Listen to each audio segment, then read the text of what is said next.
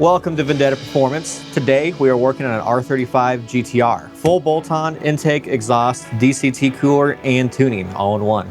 Let's do it.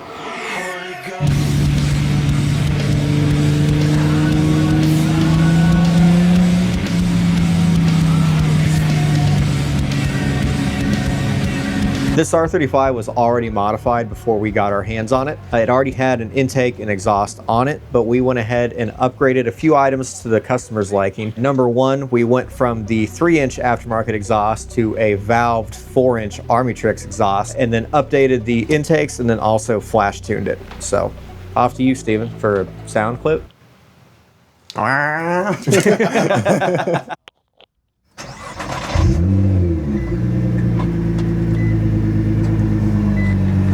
That is warm start and idle on an R35 GTR. Now, revving.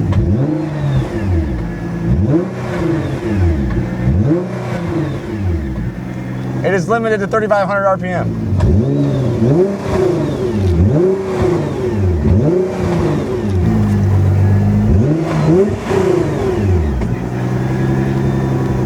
Liam's gonna tell you that these things sound like trash. He's a hater. They sound He is a really hater. I think the Armytrix is gonna sound really good. It's like that 1V6 that I'm like, I like the sound of that. I agree, 100%. Liam's a hater. You know what you've just done? You've gotten it really hot, and now you have to go take it off. I know. He drove it all the way up here. It's already hot. This will be my new Instagram picture. Okay, you're telling me you paid how much for this car and it comes with a hood prop right there? My Mustang has a hood prop. It's hand built in Japan, bro. Do they hand build fucking shocks for the hood? Hand built by, I don't know how to say this. Oyoyama? O-O-Y-A-M-A.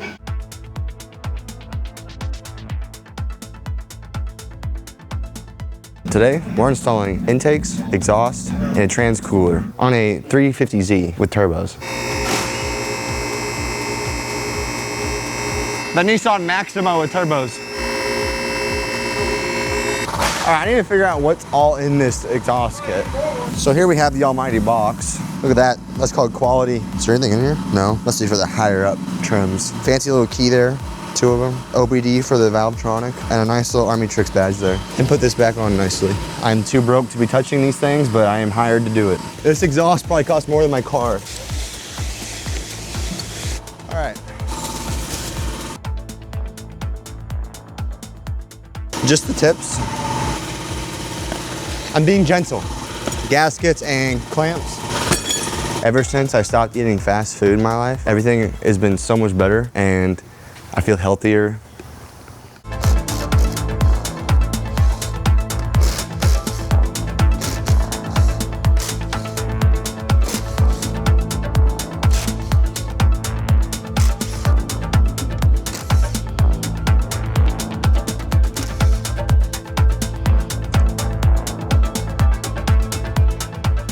Put it in nicely. Here is the exhaust. Wow, kind of. So here you can see when the valves change, it'll either go through the muffler on the valves closed and valves open, it will come through the loud portion, just come straight through. So it's like no muffler on the rear. It's so pretty.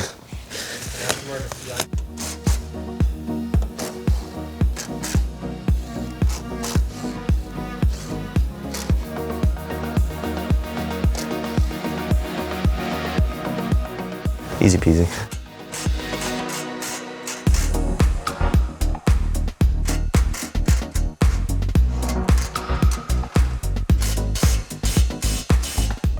Oh, that gasket just falling apart. Exhaust gasket. And then I'm gonna get these hangers down, try and tip it this way, but I may end up pulling these side shields as well. See, I'm trying to be like informational this time. I'm not trying to like, I'm maturing.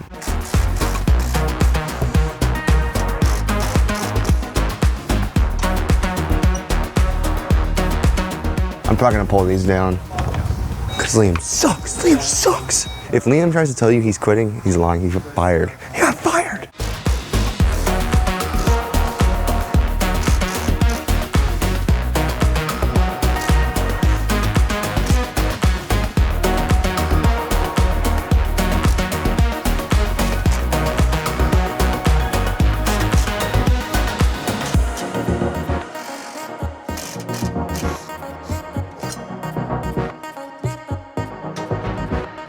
DW04. It's from Mechanic Simulator. I play Mechanic Simulator on the weekends.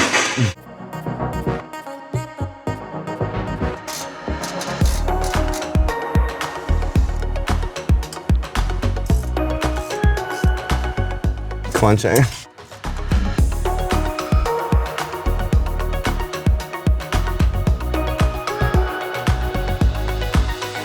Chinese, you know. These ones are gonna be fun. Okay, they're studs. We're good. We're chilling. We like studs. Studs are good. Liam's a stud.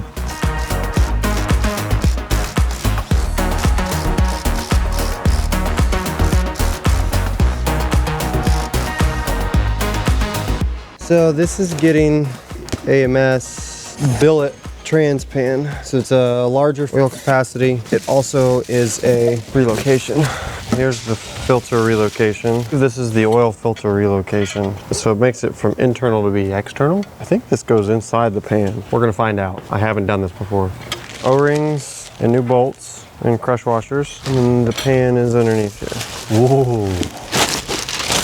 That is a nice pan. Oh, it's an alpha pan.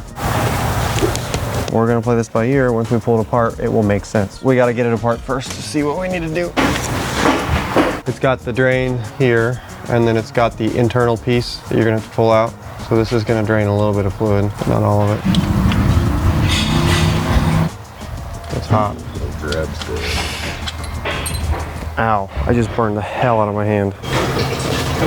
So this sits up inside the pan like this. You fill it up until the fluid raises up until it spills over the top, and then it drains out the bottom, sets the level while it's hot, and then you put the plug back in it and it's good. So this goes in and then the plug goes underneath it to actually cap it off.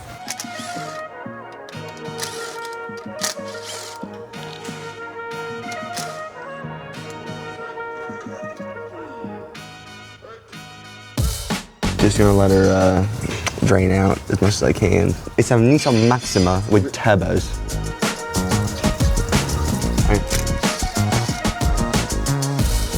We're gonna send it. If I spill some, I spill some, but we're gonna send it.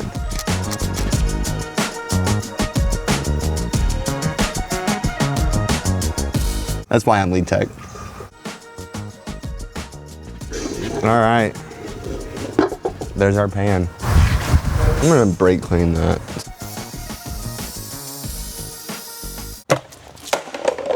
Yummy. It came down. This goes down. This, for some reason, goes in it. And it sits in this groove. That's why this is here, because this goes on top to sandwich it in there. Maybe it keeps it up in there because the pan's deeper. That probably is what it is. Because I think it normally would rest up against the bottom of the pan with a slight raise. But because the pan's so much deeper now, you put it in this, then this sets up against the bottom of that pan. Yeah, that would make sense. This is an external oil cooler for the trans. Is this a duct? It's carbon fiber. Carbon fiber? It's carbon fiber. The duct for the oil cooler to sit in. Heat sleeving? I don't know what this is.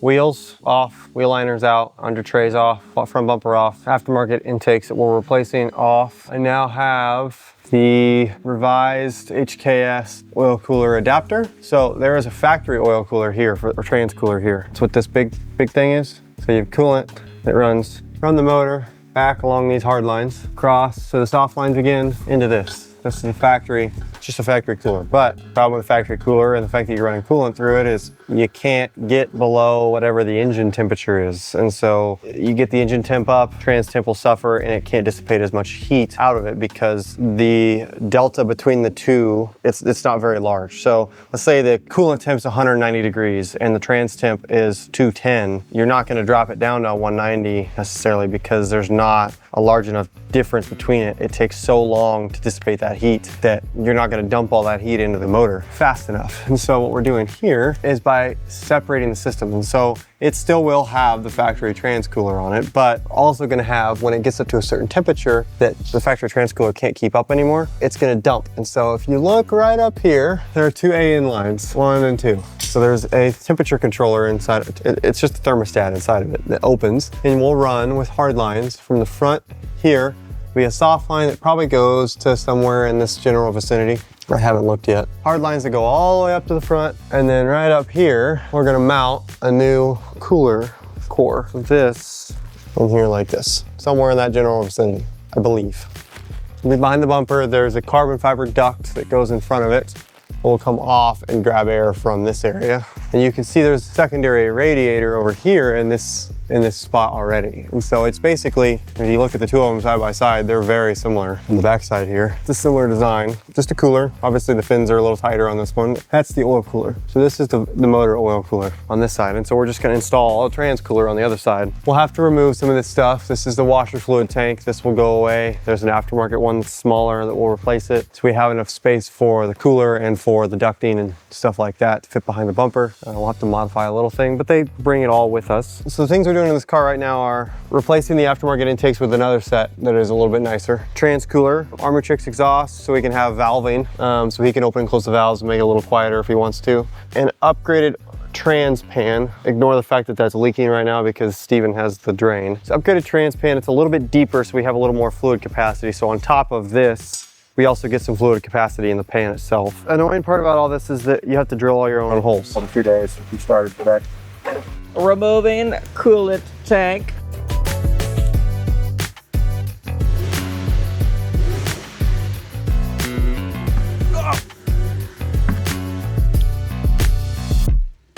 That's the Red Bull I drank. I'm tired of this taking too long. Gotta massage her out, you know?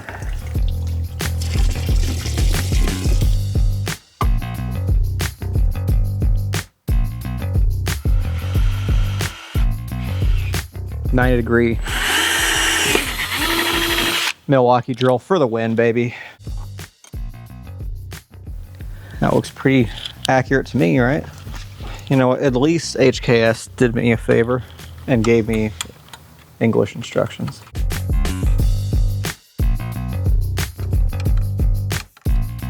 Successfully completed one step out of many, I'm sure.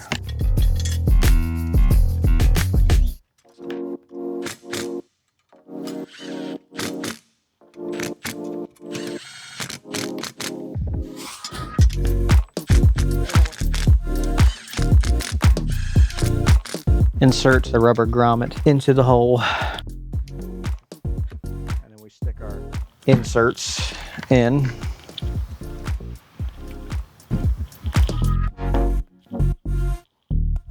Okay. This is a nice oil cooler. That's kind of where they want it. Cool.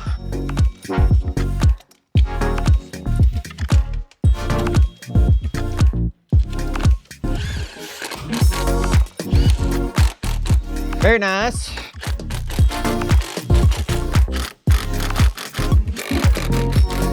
Now we're on to the washer tank. It goes like this. I'm dead ass serious, dude. That's where it's gonna sit.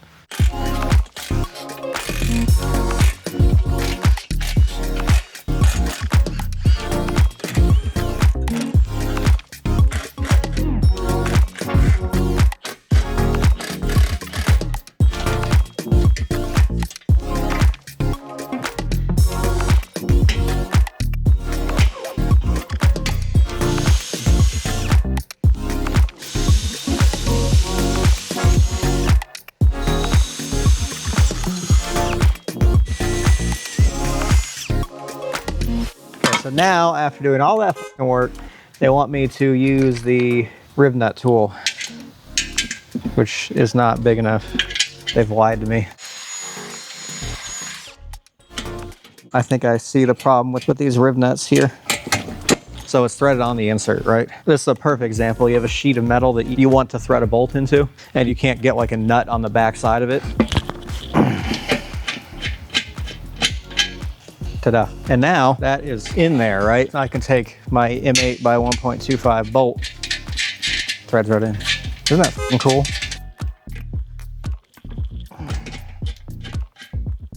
How beautifully that threads in. Oh, amazing.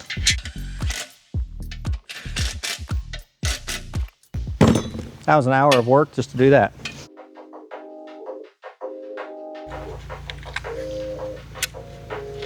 Smell.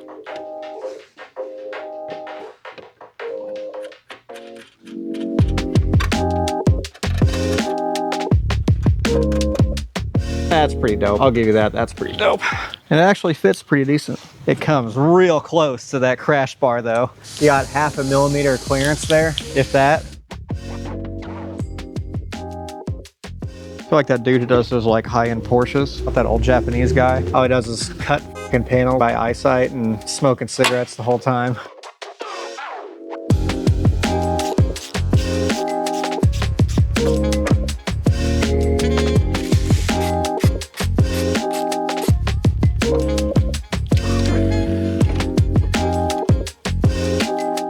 Gotta take the whole bumper off to get it. Good GTR. Harness is extended. It's been approximately, I started this at 10 a.m., had lunch, so I took a like 30-minute break. And then what time is it now? 2:45 and 2:45. So I've been at this for, what's that, like 6 hours? We have the soft lines in place. We have the hard lines in place. We have all of the bracketry up. We have all the custom drilled holes for the grommets and the crossover and the drive shaft support done. We have the brackets up here mounted, hard line all the way up to the front oil cooler. Oil cooler is mounted, bumper is cut. I'll show you the bumper in a second. I was a little nervous cutting into a really expensive GTR bumper, but it's done. And our harness is extended. I need to do some cleanup, wrap the extension harness and cloth tape, but that's not a big deal. So now I'm literally about to connect the last 2 lines, and after that, I am basically going to tighten up everything because it's all finger tight at this point for mock-up. And then I can move on to the transmission pan and the intakes and then reassemble the whole car. It's been about 12 to 15 hours of labor so far to get to this point. GTR life, baby. Setup, and here's our extension. Don't judge me for using 2 of the same color wire. No one's ever gonna know. I will give HKS credit. It does fit really well. It's just time consuming. If you do not have a lift, do not do this. Trust me, do not do this. The one thing I don't like is these AN lines have like these crush crimps, which I get why they have them for leak resistance, but man, they're kind of hard to get on.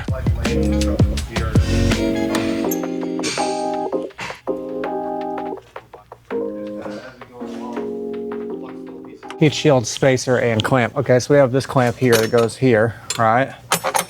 Now I see all the photos are in black and white. It's really freaking hard to tell. Heat shield goes on first, then the spacer, then the bracket.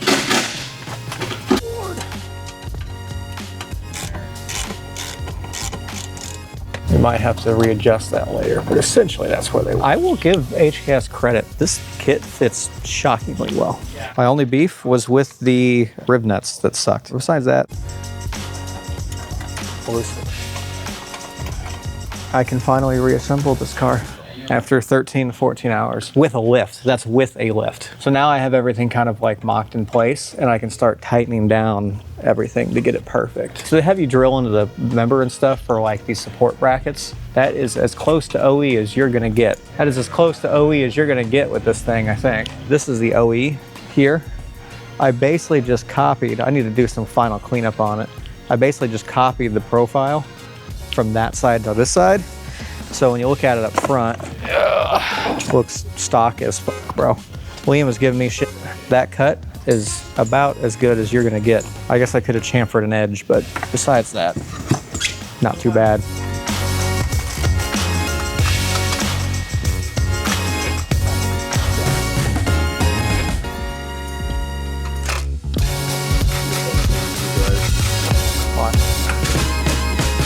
That is the last bracket, I promise. That's it. That is it. I gotta put some foam tape here and lock these 2 things down. Let me get a 10.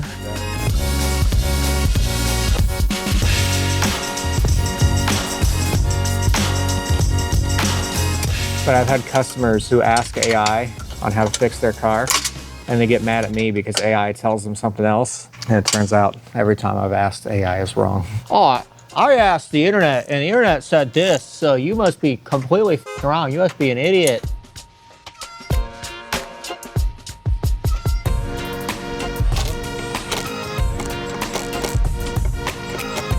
If you're working on AN, buy yourself a set of AN wrenches. Watch me. So this is a 10S, this is like a speed wrench, and this is your actual dash 10. This looks like a dash 10 fitting, don't make me a liar. Oh my God, it is, look at that. How many times I had to plug in? See that? Doesn't damage the surface of the fitting. Okay. So then, nice and tight, no damage to the fitting. Click. Tell me how you're gonna do those there. I haven't figured that out quite yet. Yeah, that's the last two. Oh, well, I got one on there. I will say you can round a AN fastener if you don't get it on there all the way, especially the speed wrench version. Like, this is kind of a precarious spot. I might have to take off the whole cross member to get it.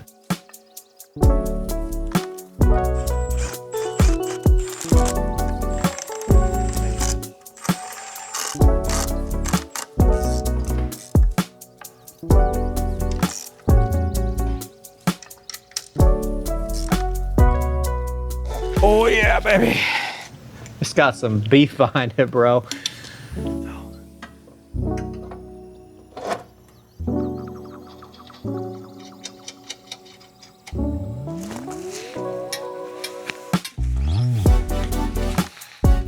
Oh yeah, baby. That's got some girth to it. Oh, that looks about right. Gotta insert it into the hole. Oh yeah. That is a fucking massive exhaust, bro. Look at the size of that thing. Dear Lord. I'll probably need help putting it up. Here, bro. Conk. That was actually shockingly close from back here, I'm not gonna lie. Nice. Damn, that is insane. This is upside down.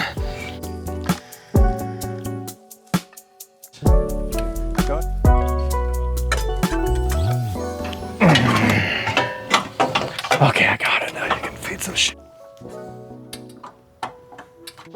Here, I'll hold it up for you while you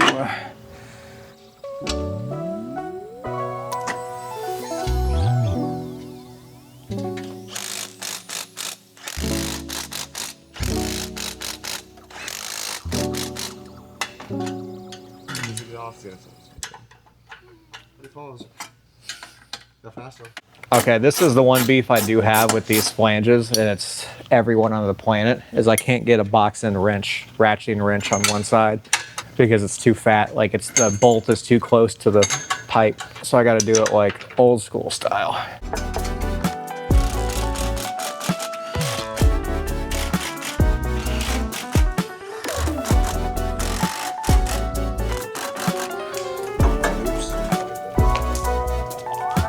Now the real question is, how ricer do we want to go on how far the tips stick Dude, out? what are you talking about? Push them in.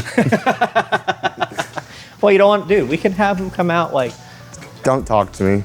I'm joking, by the way. Steven was actually offended by that. Because I've been there. Oh, you've done it before? Everyone's had a ricer phase, all right? And I was in that ricer phase. You don't want to do. What did you have? V6 Charger with burnt tips that poked out. It looked like. They should just make an R37. Skip the 36. Just gonna skip 36? They should make the G38, the G40, but it's literally just a GTR. Actually, I kind of like the matte black tip because you don't have to clean it as often. Yeah, I love the black tip too. Down.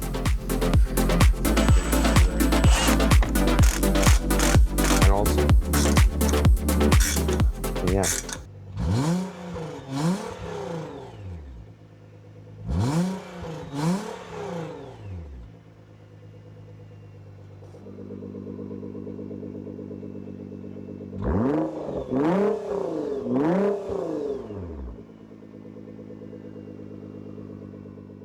So when we first flashed the first map on it, I thought I broke it because we put that Armytrix exhaust on it and, you know, it deleted the active sound thing in the back, like where the exhaust is. And so I flashed the car and immediately throws a check engine light as soon as I start it. And I'm like, oh, fucking great. Then I was like, oh, I read the code and it was for that active exhaust. And I'm like, oh, it's just the solenoid for the active exhaust. Like, it doesn't affect the car or anything else. Car was in limp mode for the active exhaust code. The flapper and the exhaust to make it louder or quieter. Yeah, apparently, according to Nissan, that is like mission critical technology. If you do not have that plugged in, it will put the GTR into limp mode and you have to like baby it to a dealership. Like I couldn't get above like 15% throttle. It was that pissed. So what I'm doing now, so I'm going to detect the vehicle and it found the GTR immediately. Okay. So I'm using a Pro ECU software from Ecutech.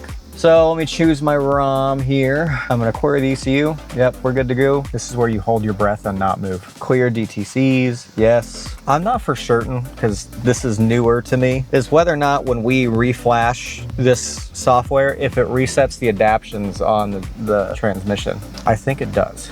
Completed, we are flashed. Now I'm just gonna open up the ROM that I had. I don't need a data log, but I do want to kind of just see what it looks like. So at this point, Zach, you got to get in the passenger seat, bro. And this is the final revision. We don't even need a data log of this. I just want to make sure we're hunky-dory before I go drive it. I get nervous driving customer cars like this because the more I'm in it, driving it, more likely it is something to go wrong.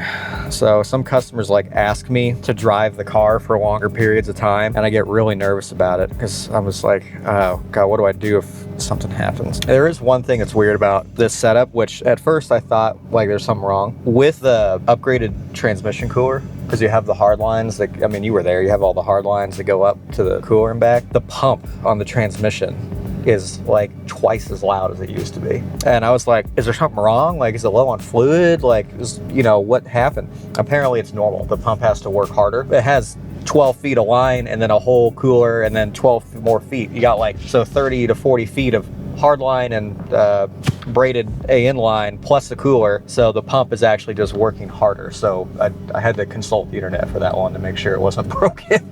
The one thing that is always like kind of off-putting to me at first when you drive these cars is how heavy the steering is. Like we're in just regular old drive mode and it is just heavy. I didn't use my blinker, don't hate me for it.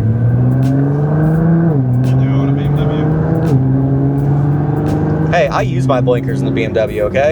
Anything I can do to remove that stereotype, I will. There is a lot of tire noise on this car though. I am pretty impressed with how much this car picked up. And we're just on 93 octane. Okay, to be fair, for the cost of these cars nowadays, I mean, you gotta think what, this car first came out, what, 2008? I think I was still in high school. I mean, there's been some minor revisions over the years, but they're essentially the same car, right? So, and they stopped production, what, 2020? 2019. So I get like for the age range, the cost of these versus when they came out, they were like the bee's knees, bro. It was setting lap times everywhere. Everyone was super impressed with them. But you know, it's like they just didn't revise the chassis that much over the years, so they kind of lost a bit of their kind of goat status, I guess. They're still goats, don't get me wrong, but you know, it's like for the money you can get a lot of other cars as well that perform just as well. See what you got. She's quick, dude. They had me doing fourth gear pulls from 2,000 to 7,000 RPM in this car. Fourth gear. You know what fourth gear is in a GTR? Like 130 miles an hour. I'm just barreling down, whatever. To be fair, they're like, if you don't have enough space for fourth, you can do third, but we did get one or two good fourth gear logs out of it. This thing's awesome. I will not dare launch it because this isn't not my car, but I'll tell Michael to. Tell me how it goes. I'd be too afraid of breaking something. I'll be like, I haven't launched it yet, but if you want to, you can. We didn't even put it in race mode. Oh man, what are we doing? I think I was like 13 or 14 when this car came out. I thought that was the coolest fucking thing ever. I was like, oh my God, there's buttons with R's on them. Also, this would make a great daily. You know, there's not a whole lot of space. It's not like as convenient as, you know, a truck or a full-size SUV, but it's got trunk space and you got 4 seats. You could definitely daily this. I would feel guilty driving it in the snow in Kansas or Missouri, but you could daily it 100%.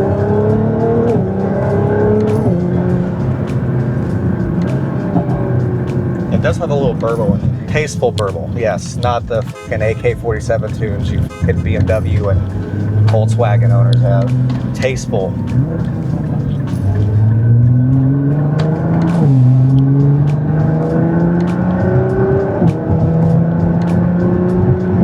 How do you not like that sound? See, now I can just cruise to work. Use the flappy paddles if I want to or not. You know what make this car really good? I don't even know if it was an option if they had radar cruise in it. You're just cruising, you know, on my way to work. I'm bored. Best thing ever. This is a nice car for 60 grand. Next question for me is, with Nissan heading the way that it is, what's part support going to be like for this thing as far as like factory components after another 10? Kind of like the Mitsubishis of the world. Every freaking Evo we have on the planet that's still being driven, it's like finding parts is difficult as hell.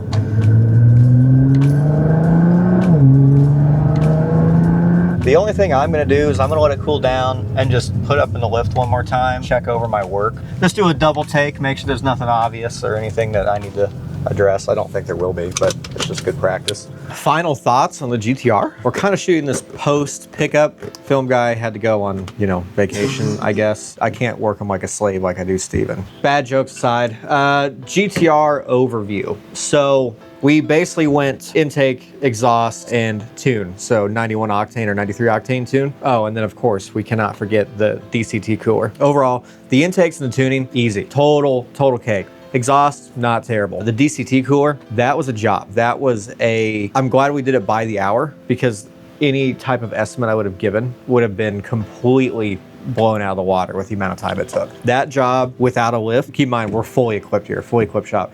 Doing that kind of a job with running all of the hard lines and everything else, the bumper off, the skid plates, all of the under tray stuff, running the lines, doing the cooler, doing the transmission without a lift, forget about it. Absolutely forget about it. Sounds miserable. So if you are thinking about doing the DCT cooler, which honestly, if you plan on modifying the car, you should really consider doing it just for the transmission fluid temperatures. 100% do it on a lift. If you don't have a lift, call me. I will gladly do it again. But that job it took a very long time. That was 8 hours plus of labor from start to finish to get that done. Now tuning, we went with the EcuTech flash kit with the desk key. Originally, Cobb did have some support for the GTRs, I believe up until around 2019, I think was the last year. But any of the new gen GTRs, Cobb does not have any functionality for, so we went with the EcuTech, and it's running a pretty conservative pump gas tune. We did pick up a pretty considerable power gain out of it, I can tell you that. But we're kind of at the point now with the build where if you want to make more power, the only real option we have is to put some fuel system in it and run E85. Personally, I'd love to see the car on a flex fuel tune. E85 is cheap and reasonable, and we'd see a pretty powerful gain out of that. But we